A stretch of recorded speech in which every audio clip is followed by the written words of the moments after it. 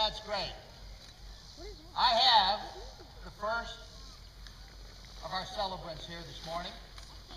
This bird was brought in from Hampton, Virginia. It was found emaciated, obviously had left the nest a little early, gotten away from its family, was not being supported on the ground, and had a few physical injuries that were insignificant, that should not have contributed to it, but basically just got away before it was entirely self-sufficient.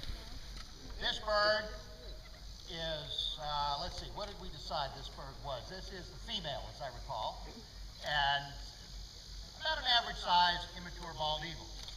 Now, I'm going to hold her for a few more minutes here, to, number one, to give our friends from the media a good shot, but also to give her a chance to adjust to the bright light.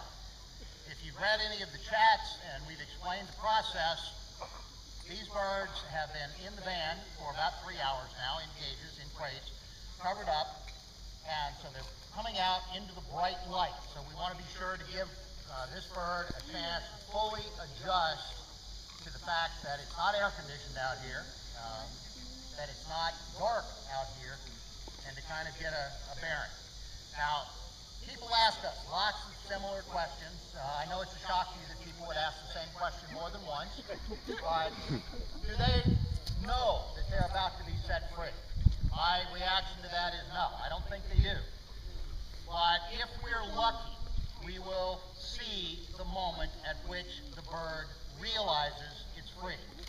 And it's a very, very precise threshold, and I don't know how to describe it to you other than when you see it, you'll know it. The bird, when in just a few moments, will count to 3, I'll launch it into the air. It's going to fly mainly to get away from me.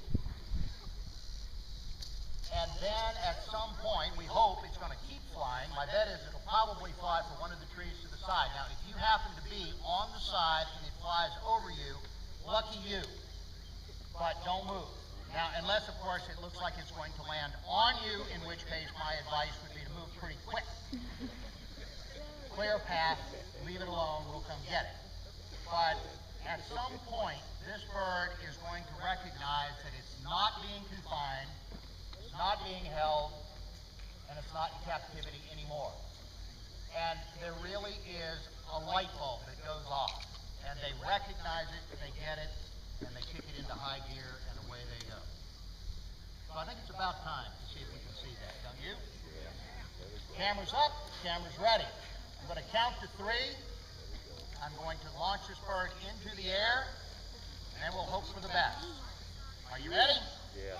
1, 2, 3.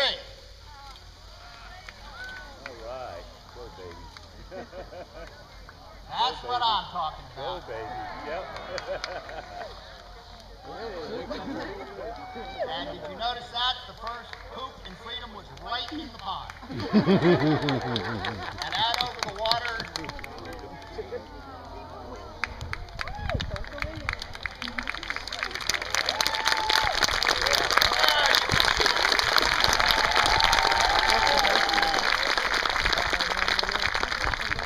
Now you can see it.